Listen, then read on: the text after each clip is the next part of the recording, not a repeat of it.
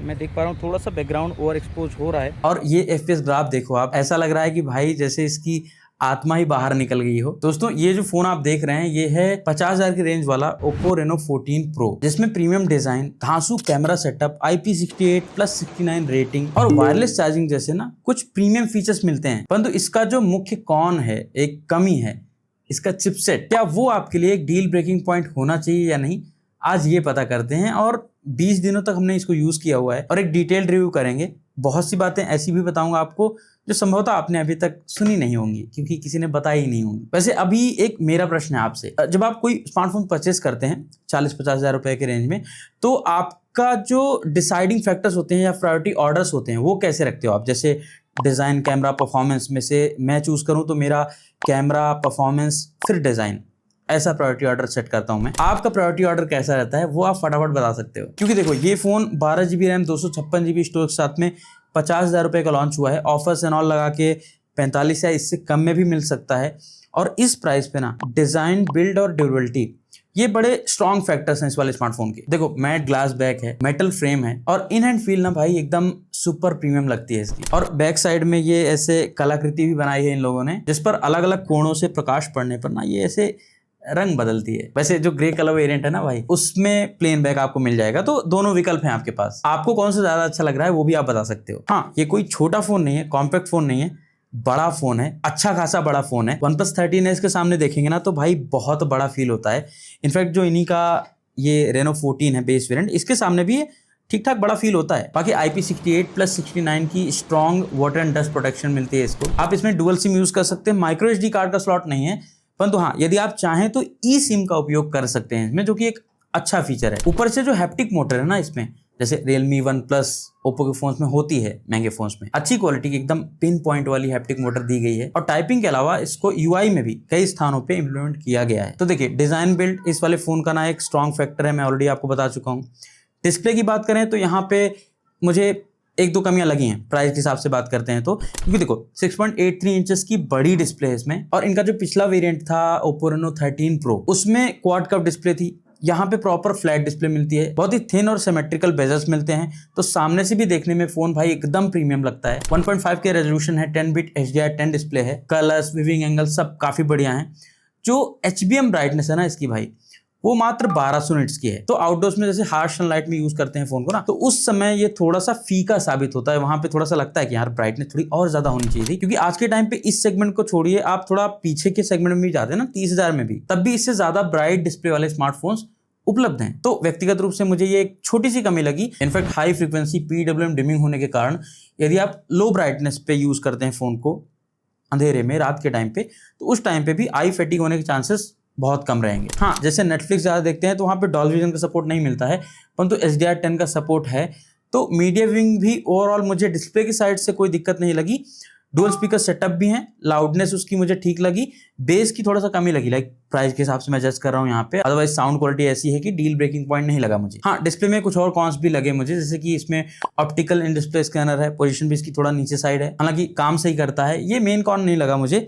इसमें ना एक LTPS डिस्प्ले है। LTPO डिस्प्ले में क्या होता है कि 1 हर्ट्ज टू 120 हर्ट्ज के बीच में स्विच करती है, थोड़ा बैटरी सेविंग हो जाती है। परंतु ये LTPS है तो ये 60, 90 और 120 हर्ट्ज के बीच में ही स्विच कर सकती है। इसकी वजह से बैटरी कंजम्पशन थोड़ा सा ज्यादा हो सकता है। अभी हम बैटरी की बात भी करेंगे, वो भी थोड़ा रोचक है। परंतु एक जो प्रैक्टिकल कमी लगी ना मुझे डिस्प्ले में, वो है इसकी प्रोटेक्शन। इसमें Gorilla Glass 7i की प्रोटेक्शन मिलती है। अब ये जो Gorilla Glass 7i है ना, 15-20 हजार रुपए में ठीक है, परंतु यदि 50,000 रुपए के प्राइस पॉइंट पे देखते हैं तो ये एक कमजोर सुरक्षा मानी जाएगी। हालांकि ब्रांड आपको एक प्री अप्लाइड थिन फिल्म लगा के देता है, उसको लगा के रखिए। और यदि आपको वो यूज नहीं करना है तो आप टेम्पर्ड ग्लास एक अच्छा सा परचेस कर सकते हैं इसके लिए, नहीं तो इस ग्लास में भाई स्क्रैचेस बड़ी आसानी से आ जाते हैं। तो कुल मिलाकर मुझे डिस्प्ले में ये 2-3 कमियां लगी। ये आपके लिए डील ब्रेकिंग है या नहीं आप बता सकते हैं। मेरे लिए डील ब्रेकिंग नहीं है, बस जो फैक्ट था वो आपके समक्ष मैं रख रहा हूं। क्योंकि अब हम बैटरी की बात करेंगे ना, तो देखो बैटरी 6200 mAh की है, काफी बड़ी मानी जाएगी, है ना। 80 वोट की फास्ट चार्जिंग का सपोर्ट मिलता है वायर्ड। साथ में ये वाला फोन ना 50 वोट की वायरलेस चार्जिंग को भी सपोर्ट करता है। अब इस सेगमेंट में कई फोन्स मैंने रिसेंटली टेस्ट किए हैं। ये OnePlus 13s का वीडियो बनाया, इसमें भी वायरलेस चार्जिंग नहीं है। Vivo X200 FE का वीडियो बनाया, उसमें भी वायरलेस चार्जिंग नहीं मिलती, परंतु ये वाला फोन ये फीचर ऑफर करता है। परंतु हमने इसको ना तार वाले चार्जर से चार्ज किया तो 1 घंटे के अराउंड में ये फुल चार्ज हो जाता है। परंतु यदि हम बैटरी बैकअप की बात करते हैं ना, तो वहां पे मुझे लगा कि अभी भी ये उतना अच्छे से ऑप्टिमाइज्ड नहीं है। एक दिन से ऊपर चल जाती है बैटरी, थोड़ा सा आप हैवी यूज भी करेंगे ना, गेमिंग भी करेंगे, तब भी एक दिन से ऊपर चल जाती है। कुछ स्क्रीनशॉट में आपको यहाँ पे दिखाता हूँ। परंतु 6200 mAh की बैटरी जितनी चलनी चाहिए उतना बैकअप अभी भी ये वाला फोन निकाल के नहीं दे रहा है। अब क्योंकि हमने अलग अलग सेगमेंट के, अलग अलग टाइप के, अलग अलग साइज की बैटरीज वाले फोन टेस्ट किए हुए हैं, तो हमें एग्जैक्टली आइडिया रहता है कि किस यूज में, कितने यूज में फोन की बैटरी कितनी चलनी चाहिए। इनफैक्ट हमने OnePlus 13s के साथ जब उसका कंपेरिजन किया था रिसेंटली, तो वहां पे भी हमने आपको दिखाया था, एकदम डेटा दिखाया था कि OnePlus 13s के कंपेरिजन में ये mAh में भी, परसेंटेज में भी ज्यादा बैटरी कंज्यूम कर रहा है सेम टास्क को परफॉर्म करने में। परंतु हाँ, ये भी बहुत बड़ी चिंता का विषय नहीं लगा मुझे, क्योंकि फोन एक दिन से ऊपर आराम से चल जाता है सिंगल चार्ज पे। वैसे जब हमने OnePlus 13s के साथ में एक कंपेरिजन किया था ना, तो इसमें कुछ गेमिंग के फीचर्स कम थे, अभी वो फीचर्स इनेबल हो चुके हैं, तो वो अभी हम परफॉर्मेंस वाले सेगमेंट में जानेंगे। परंतु उसके पहले थोड़ा सा हम सॉफ्टवेयर को देख लेते हैं एक बार। तो देखिए, इसमें ColorOS 15 मिलता है जो कि बेस्ड है Android 15 पे। मैंने ओप्पो का पूरा ऑफिशियल वेब पेज चेक कर लिया, परंतु मुझे सॉफ्टवेयर अपडेट्स कितने मिलेंगे इस वाले फोन को ना, इसका कहीं पे उल्लेख नहीं मिला। हालांकि कुछ अनाधिकारिक स्रोतों से पता चला है, अर्थात अनऑफिशियल सोर्सेज से पता चला है कि 3 OS updates, Android OS updates और 4 साल का सिक्योरिटी पैच अपडेट मिलेगा इस वाले फोन को। परंतु हाँ, जैसे हमने पहली बार इसको सेटअप किया था, तो यहाँ पे ये कुछ ब्लॉटवेयर को इंस्टॉल करने का बोलता है कि भाई आप कर सकते हो या फिर स्किप भी कर सकते हो। उसके बाद कुछ एक नोटिफिकेशन भी आती हैं, उनको भी आप ऑफ कर सकते हो।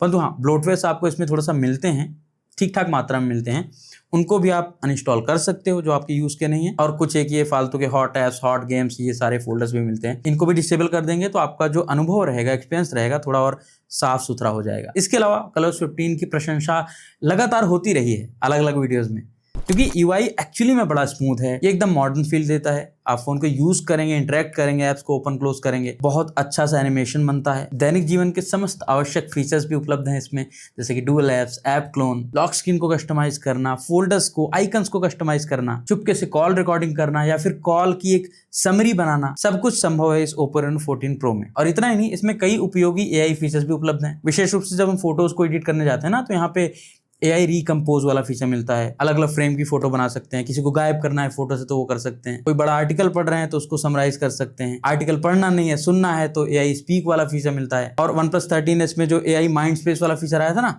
वो इसमें भी है। हालांकि इसमें कोई डेडिकेटेड की नहीं है उसके लिए। यहाँ पे स्क्रीन पे आपको 3 फिंगर से स्वाइप अप करना पड़ेगा माइंड स्पेस को इनेबल करने के लिए। आपकी स्क्रीन पे जो भी रहेगा उसका स्क्रीनशॉट कैप्चर करता है, उसका एक सारांश, एक समरी बना देगा माइंड स्पेस वाले पेज में, सारे सारांश आपको इकट्ठे मिल जाएंगे। तो सॉफ्टवेयर का यही लेखा जोखा है कि ब्लॉटवेयर हैं, थोड़ा अधिक मात्रा में है, जो कि इस प्राइस पे शोभा तो नहीं दे रहे हैं, परंतु इनको हटा के आपका एक्सपीरियंस, आपका अनुभव बेहतर हो सकता है। और उसी के साथ जो कनेक्टिविटी सेगमेंट है ना, वो भी इस वाले फोन का ओवरऑल मुझे ठीक लगा, क्योंकि देखिए 5G अच्छे से काम कर रहा है, इंडोर्स में भी सही चल रहा है, आउटडोर्स में भी बढ़िया चल रहा है। Wi-Fi 6 का सपोर्ट मिलता है इसमें, Wi-Fi 7 नहीं है, परंतु हाँ NFC मिलता है। जो ये Reno 14 था, इसमें NFC नहीं दिया गया था, परंतु 14 Pro में NFC दिया गया है। आयर ब्लास्टर भी है, तो होम अप्लायंसेस भी आप कंट्रोल कर सकते हैं इससे। हाँ, परंतु ये Type-C पोर्ट USB 2.0 वाला है, तो इसके फलस्वरूप आपको धीमी डेटा स्थानांतरण गति प्राप्त होती है, अर्थात मतलब डेटा ट्रांसफर करेंगे ना इसके थ्रू वायर से, तो स्लो होगी। हाँ, इतने दिनों में जब हमने कॉलिंग वॉलिंग करी ना इसमें, तो ऐसे कोई समस्या नहीं लगी। प्रॉक्सिमिटी सेंसर सही काम कर रहा है इसका। परंतु अब उसकी बात करते हैं जो सही काम नहीं कर रहा है। हाँ, अब हम थोड़ा सा ना परफॉर्मेंस की बात करते हैं। देखिए, इस वाले फोन में MediaTek का Dimensity 8450 चिपसेट दिया गया है, LPDDR5X रैम है और UFS 3.1 स्टोरेज है। आपको बताना चाहूंगा, इस प्राइस सेगमेंट में ना UFS 4.0 स्टोरेज वाले फोन भी उपलब्ध हैं। अब ये वाला फोन AnTuTu में लगभग 16 लाख के अराउंड का स्कोर करता है। तो यदि आपको गेमिंग नहीं करनी है, आप गेमिंग नहीं करते हैं, बहुत ज्यादा हैवी टास्क नहीं करते हैं, तो रेगुलर यूसेस में, दैनिक जीवन के जो आप कार्य करते हैं, कॉल कर रहे हैं, व्हाट्सएप चला रहे हैं, वीडियोस देख रहे हैं, रील्स देख रहे हैं, वहां पे ये फोन ना लैग होगा ना फिर अटकेगा। परंतु यदि आप एक गेमर हैं या फिर गेम्स ज्यादा खेलते हैं, तो ऐसे उपभोक्ताओं के लिए मैं बोल सकता हूं कि भाई इस फोन से ना उचित दूरी बना के चल सकते हैं आप। भाई मात्र 30 मिनट के लिए मैंने इसमें वुदरिंग वेव ट्राई किया था, और ये FPS ग्राफ देखो आप, ऐसा लग रहा है कि भाई जैसे इसकी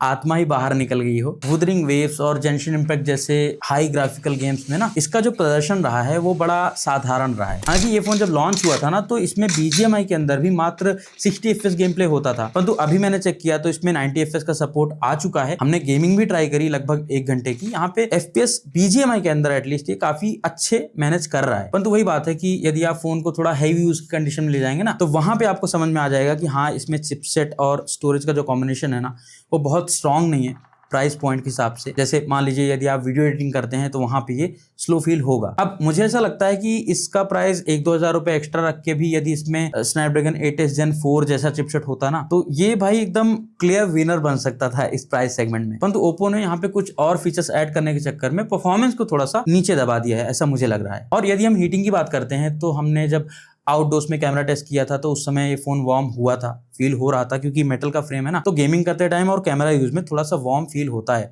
परंतु इतने दिन के यूसेस में हमें ओवर हीटिंग जैसी कोई समस्या नहीं लगी इस वाले फोन में। परंतु हाँ, इस फोन की जो मुख्य विशेषता लगी ना मुझे वो है इसके कैमरा। इसमें ना भाई एक बहुमुखी अर्थात वर्सेटाइल कैमरा सेटअप दिया गया है। देखिए 4 कैमरा हैं टोटल, पीछे 3 है, आगे 1 है, सभी 50 मेगापिक्सल के हैं। पीछे 50 मेगापिक्सल का मेन कैमरा है विद OIS, 50 मेगापिक्सल का ही एक अल्ट्रा वाइड सेंसर है, 50 मेगापिक्सल का 3.5x टेलीफोटो कैमरा है, ये भी OIS के साथ आता है। फ्रंट कैमरा भी 50 मेगापिक्सल का ही है। अब OnePlus 13 इसके साथ हमने इसका एक डिटेल कंपेरिजन किया था, वहां पे हमने साफ साफ बताया था कि भाई 13s के कंपैरिजन में इसका कैमरा मच बेटर है, मच वर्सेटाइल है। इनफैक्ट इस सेगमेंट में ये Vivo X200 FE से भी कुछ चीज़ों में आगे है, जैसे कि इसका अल्ट्रा वाइड सेंसर जो है ज़्यादा डिटेल्स कैप्चर करता है, इमेज में ज़्यादा शार्प रिजल्ट्स आपको दिखाएगा। साथ ही हाई रेजोल्यूशन पे जो वीडियो स्टेबिलिटी है वो भी इसकी बेटर है। परंतु यदि हम बात करते हैं पोर्ट्रेट फोटोग्राफी की तो वहां पे साफ साफ भाई Vivo आगे निकलता है। परंतु हम ओवरऑल देखते हैं ना तो इस फोन का जो कैमरा सेटअप है ना इस प्राइस पे सबसे एक बैलेंस्ड अप्रोच लेके आ रहा है। पहले यहाँ पे हम वीडियोस की बात करते हैं, उसके पश्चात इमेजेस देखेंगे। परंतु उसके पहले यदि आपने अभी तक वीडियो को लाइक नहीं किया है और चैनल को सब्सक्राइब नहीं किया है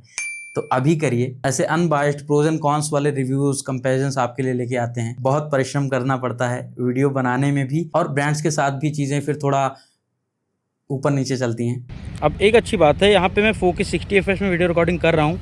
अभी अल्ट्रा वाइड कैमरा है, 1x 2x ये डिजिटल है, 3.5x ये ऑप्टिकल है। ऊपर से यदि आप चाहें तो HDR वीडियोस भी शूट कर सकते हैं। हालांकि पोर्ट्रेट वीडियोस भाई इसमें भी ना 1080p रेजोल्यूशन पे ही शूट कर सकते हो, बहुत अच्छी डिटेल्स नहीं मिलती है वहाँ पे। परंतु हाँ, नॉर्मल वीडियोस की बात करते हैं। अब ये वीडियो मैं इसके अल्ट्रा वाइड कैमरा शूट कर रहा हूँ वॉक करते हुए 4K 60 FPS में। साउंड फोकस वाला फीचर मैंने इनेबल किया हुआ है तो जो बैकग्राउंड नॉइज़ है ना वो थोड़ा सा कम आ रहा होगा। और ये है मेन कैमरा से 4K 60 FPS वीडियो रिकॉर्डिंग, और यहाँ पे मैंने साउंड फोकस को ना डिसेबल किया हुआ है तो थोड़ा सा बैकग्राउंड नॉइज़ में भी यहाँ पे आ सकता है। और अच्छी बात यह है कि आप फ्रंट कैमरा से भी अप टू 4K 60 FPS में वीडियो रिकॉर्डिंग कर सकते हो। मैं देख पा रहा हूँ थोड़ा सा बैकग्राउंड ओवर एक्सपोज हो रहा है, बाकी कुछ ऐसे ये स्किन टोन्स एंड कलर्स को मैनेज करता है। वॉक करते हुए ठीक ठाक स्टेबलाइजेशन मिल जाएगी, एकदम बेस्ट नहीं बोलूँगा बट ठीक ठाक स्टेबल कर लेता है फुटेज को। बाकी 3.5x कैमरा भी बढ़िया नेचुरल कलर्स वाली वीडियोस रिकॉर्ड करने में भाई सक्षम है। अब थोड़ा सा इमेजेस की बात करते हैं तो एक बात बहुत अच्छी है, जूमिंग कैपेबिलिटीज स्ट्रांग है इसकी। आप अप टू 120x तक जूम कर सकते हैं। हालांकि वहां पे डिटेल्स उतनी अच्छी नहीं मिलेंगी बट 20x 30x 40x तक में आपको डिसेंट रिजल्ट मिल जाएंगे इसमें। बाकी मेन कैमरा की बात करें तो देखो डिटेल्स एंड डायनेमिक रेंज ना ऑन पॉइंट है, बस ये पेड़ पौधे और ग्रीनरी होती है ना तो उससे थोड़ा सा ये ओवर सैचुरेट सा करता है। इनफैक्ट जो कलर्स है ना अल्ट्रा वाइड एंड टेलीफोटो के मुझे थोड़ा ज्यादा नेचुरल लगे as compare to main camera. बाकी दिन हो या रात हो ना आपको बढ़िया शार्प इमेज मिल जाएंगी। रात के टाइम पे भी बहुत अच्छी इमेज कैप्चर कर लेता है। और फ्रंट कैमरा की बात करूँ ना तो ये स्किन को थोड़ा सा वाइट करता है, अदरवाइज इसमें भी डिटेल्स डायनेमिक रेंज बहुत कमाल की मिलती हैं। आप अलग अलग लाइटिंग में ना इसको यूज करके अच्छी सेल्फी इमेज भी कैप्चर कर सकते हैं। और वहीं पोर्ट्रेट फोटोग्राफी की बात करें ना तब भी ये फोन आपको निराश तो नहीं करेगा, चाहे 1x की हो या फिर 3.5x की। आप हर लाइटिंग में अच्छी social media ready type portraits निकाल सकते हैं विद गुड डिटेल्स। साथ ही अगेंस्ट द लाइट भी अच्छी डायनेमिक रेंज बैलेंस कर लेता है। हाँ, कभी कभी इमेजेस में हल्का सा हेज नोटिस हो सकता है और कुछ इमेज में कॉन्ट्रास्ट भी थोड़ा सा हायर साइड पे रहता है, बट ओवरऑल पोर्ट्रेट्स भी आप इसमें बढ़िया निकाल सकते हो। और साथ ही क्लोजअप फोटोग्राफी भी डिसेंट कंटेंट कर सकते हो इसके थ्रू। बाकी अल्ट्रा वाइड की बात करूं तो इस रेंज में जो मोस्टली फोन्स आ रहे हैं उनसे बेटर अल्ट्रा वाइड इमेज भी आप इसमें कैप्चर कर सकते हो, बढ़िया शार्प और अच्छे कलर्स के साथ। कुल मिलाकर कैमरा इस वाले फोन का ना मुझे बढ़िया लगा। फोटोज, वीडियोस, पोर्ट्रेट्स सबका एक बैलेंस मिलेगा आपको। वैसे ओरिजिनल इमेज आपको चेक करनी है तो डिस्क्रिप्शन में लिंक है, डाउनलोड करके आप भी चेक कर सकते हैं। बाकी अब समय आ गया है निष्कर्ष का। कंक्लूजन क्या है? देखिए, यदि 45,000 या इससे नीचे आपको ये मिलता है, ऑफलाइन पता कर सकते हैं, वहां पे हो सकता है डिस्काउंट आपको अच्छे मिल सकते हैं। तो इस प्राइस पे यदि ये मिलता है और आप एक कैजुअल गेमर है या फिर गेमिंग करते ही नहीं, तो उस स्थिति में आपको अच्छा डिजाइन मिल जाएगा, डिस्प्ले भी डिसेंट मिल जाएगा और कैमराज आपको काफी प्रैक्टिकल और काफी वर्सेटाइल मिल जाएंगे इसमें। आप अच्छी फोटोज के साथ में अच्छी वीडियोस भी शूट कर सकते हैं इसमें। Design and water dust protection भाई वो सॉर्टेड है, वहां कोई दिक्कत नहीं है। और चार्जिंग और बैटरी डिपार्टमेंट से भी उतनी बड़ी दिक्कत कोई नहीं है। हाँ, परंतु यदि आप गेमिंग करते हैं ना तो ये फोन आपके लिए नहीं बना है। आपके पास दूसरे अच्छे विकल्प उपलब्ध भी हैं। इनफैक्ट वीवो का X200 FE जो है ना, वो कैमरा प्लस परफॉर्मेंस का ज्यादा बैलेंस्ड अप्रोच लगा मुझे एज कम्पेयर टू जैसे OnePlus 13S है। उसमें परफॉर्मेंस पे ज्यादा फोकस किया गया है परंतु कैमरा पे बिल्कुल भी फोकस नहीं किया गया। वैसे अब मैं आपसे जानना चाहता हूँ, यदि आपने Oppo Reno 14 Pro परचेस कर लिया ऑलरेडी, आपका क्या अनुभव रहा है? आप कमेंट्स में बता सकते हैं, बाकी ऑडियंस की भी हेल्प होगी उससे। और यदि आपको ये Oppo Reno 14 जो बेस वेरिएंट है उसका रिव्यू देखना है ना, तो यहाँ पे क्लिक करके देख सकते हैं। Vivo X200 FE का रिव्यू देखना है तो यहाँ पे क्लिक करिए और यहाँ पे क्लिक करके आप सब्सक्राइब कर सकते हैं। बाकी आशा करता हूँ वीडियो आपको पसंद आई होगी। यदि ऐसा है तो वीडियो को लाइक करना, चैनल को सब्सक्राइब करना ना भूलिएगा। हम मिलेंगे आपसे वीडियो में। नमस्कार।